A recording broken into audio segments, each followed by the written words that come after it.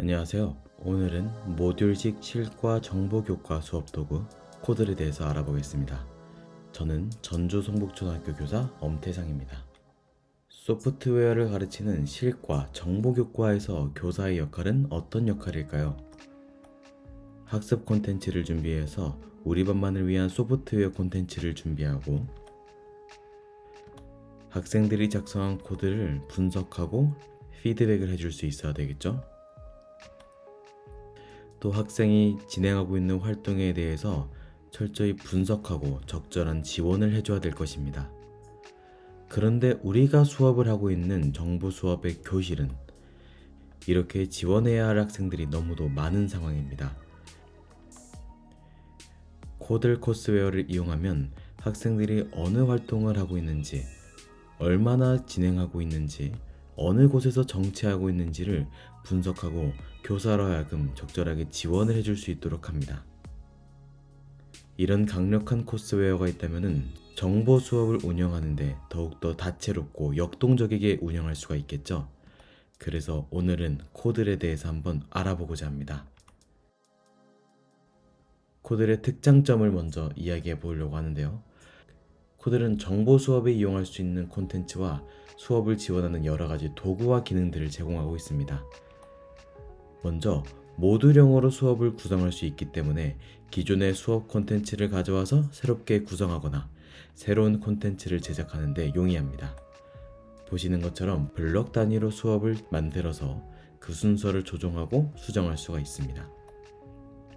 두 번째로 PDF나 코딩 실습, 보드 등과 같은 다양한 활동들을 제공하고 있어서 수업을 더욱더 다채롭게 만들 수 있는데요. 보시는 것처럼 여러 가지 활동들을 제공하고 있고 외부 웹사이트로까지 이어지는 외부 링크까지 제공하고 있습니다. 세 번째로 초등, 중등 교과에 활용할 수 있는 콘텐츠를 탑재하고 있는데요. 중등은 파이썬을, 초등은 엔트리를 공부할 수 있는 다양한 코들 오리지널 콘텐츠를 제공하고 있습니다. 마지막으로 가장 강력한 기능인데요. 학생 활동 분석과 수업 현황 대시보드를 제공하고 있습니다. 여기에는 학생들을 활동 단위로 분석하고 있는 활동 분석 도구가 있고 이 활동 분석 도구에서는 학생이 어느 정도를 진행했는지 또 코드를 어떻게 작성했는지 실제로 살펴보고 실행할 수 있는 기능을 제공하고 있습니다. 그리고 학생의 접속 끊긴 여부, 활동 정체 여부, 진행도 여부에 따라서 학생의 상황을 날씨로 표현하는 기상캐스터 기능을 제공하는데요. 이처럼 우리 반의 전반적인 상황을 살펴볼 수 있는 대시보드를 제공하고 있어 선생님이 적시에 개입하고 처방할 수 있는 분석 도구를 활용할 수 있다는 것이 특징입니다. 코드를 활용한 수업은 다음과 같이 진행됩니다. 먼저 선생님은 수업 준비를 해야 되는데요. 사전에 코드를 가입하고 교실을 만들고 학생을 초대하고 콘텐츠를 가져와서 교실에 배부하는 순서로 진행합니다. 이후 수업을 진행하는데요. 오늘은 6학년 실과 정보 영역 수업, 방법문의 구조를 이해하고 반복하는 프로그램을 만드는 수업을 예시로 소개하고자 합니다. 수업 후에는 학생 활동을 분석하는 방법으로 오늘의 수업을 리뷰해보고 다음 수업을 준비하는데 활용할 수 있습니다. 오늘 함께할 수업은 소프트웨어 교수학습 모형 중 시연 중심 모델로 진행됩니다. 시연 중심 모델은 교사의 시연을 보여주고 이후에 학생들이 모방하며 연습 문제에 제공된 내용을 제작해보고 리뷰해보는 방식으로 진행됩니다. 이는 기본적인 프로그래밍 구조를 가르치는 데 적합한 구조이며 직접 교수법을 따르고 있습니다. 오늘 함께할 수업은 다음과 같이 진행됩니다. 그럼 본격적으로 수업을 어떻게 진행하는지 간단히 살펴보겠습니다. 네, 먼저 코들 사이트에 들어봤습니다. 입장하기를 누르고 제 교실로 들어왔는데요. 기존의 교실로 한번 들어가 보겠습니다. 교실에 학생들을 초대해야 되는데요. 왼쪽에 초대 코드 확인을 누르면 학생들이 입장할 때는 이 코드를 입력해서 교실에 가입하게 되고요. 이 코드는 30분 동안만 유효하게 되어 있습니다. 그러면 이제 학생들에게 콘텐츠를 한번 배부해 보겠습니다. 콘텐츠로 들어가서 기존에 있는 콘텐츠들을 가져와도 좋고요. 코들 오리지널 콘텐츠를 보면 각종 파이썬이나 엔트리와 같은 프로그래밍 콘텐츠들이 있습니다. 저는 새 콘텐츠를 만들어 보겠습니다. 새 코스 만들기를 누르면 이렇게 코스 편집창으로 왔는데요. 기존의 활동을 삭제해 보겠습니다. 새 활동을 눌러서 가장 먼저 아이들에게 보여줄 PDF 문서를 업로드해 보겠습니다. PDF를 누르고 파일 업로드.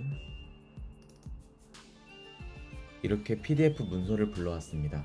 제목을 바꿀게요. 작성 완료를 누르겠습니다. 자, 이제 이어지는 활동 또한 구성해 보겠습니다. 더하기를 누르고 반복 구조를 이용해야 하는 상황을 의견을 함께 나눠 볼 텐데요. 보드를 누르면 이렇게 학급 의사소통 공간인 보드가 만들어졌습니다. 보드는 칼럼별로 의견을 작성할 수 있는 공간으로 구획이 되어 있는데요. 새 컬럼을 누르면 또 다른 칼럼에 의견을 쓸 수 있도록 구분 지어집니다. 미리 작성 예를 적고 싶다면 의견 작성하기를 눌러서 내용을 작성하면 되는데요. 이때는 마크다운 문법이라는 것을 활용합니다. 마크다운 문법을 활용하면 간단한 문법으로도 세련된 글을 만들 수가 있습니다. 모두 적었으면 작성 완료 누르겠습니다. 다시 코스 편집 화면으로 나가보겠습니다. 본격적으로 아이들과 코딩하는 활동을 만들어 볼 텐데요. 더하기 버튼을 누르고 코드는 파이썬, 스크래치, 엔트리를 제공하고 있습니다. 초등은 엔트리를 주로 사용하기 때문에 엔트리를 누르고 활동 만들기 눌러보겠습니다. 여기 보면 왼쪽에 목표를 편집할 수 있는 목표 패널이 있고 이곳에 엔트리 프로젝트를 만들 수가 있는데요. 먼저 목표 패널을 한번 눌러볼까요? 이곳에 제가 보여줄 코드에 대한 설명을 적어주면 됩니다. 이렇게 간단히 목표를 적어보았고요. 엔트리봇이 반복하는 행동을 통해서 사각형을 그려보는 것이 이번 목표입니다.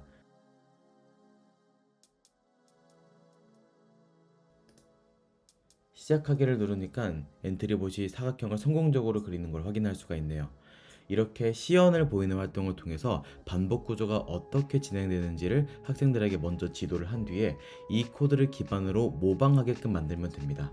자, 모방이 끝났으면 이제 미션을 새롭게 주고 새로운 코드를 만들어 보도록 하는 제작 활동에 들어가야 하는데요. 작성 완료를 누르고 새로운 엔트리 활동을 한번 만들어 보겠습니다. 이번 목표는 반복문을 통해서 오각형을 그려보는 활동입니다. 그리고 이쪽 엔트리 패널에는 어떠한 코드도 주어지지 않게 하겠습니다. 기존 코드를 지우고요.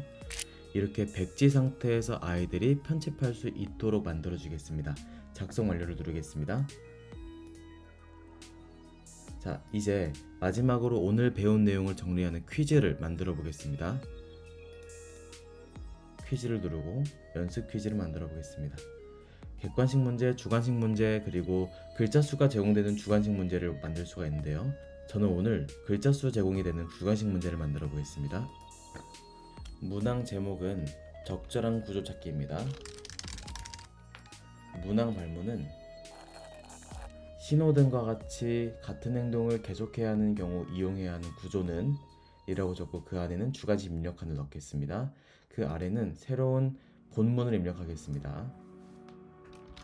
이다 까지만 입력하고 주관식 입력칸을 눌러서 정답을 입력하겠습니다. 정답은 반복 구조입니다.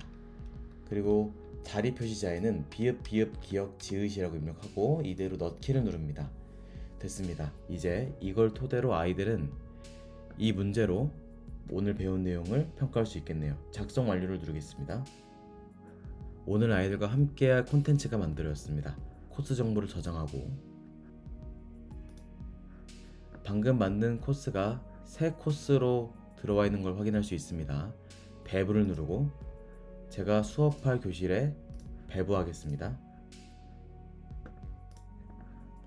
교실로 와서 이렇게 들어온 코스를 열면 학생들과 함께 할 수 있는 수업이 진행되는데요.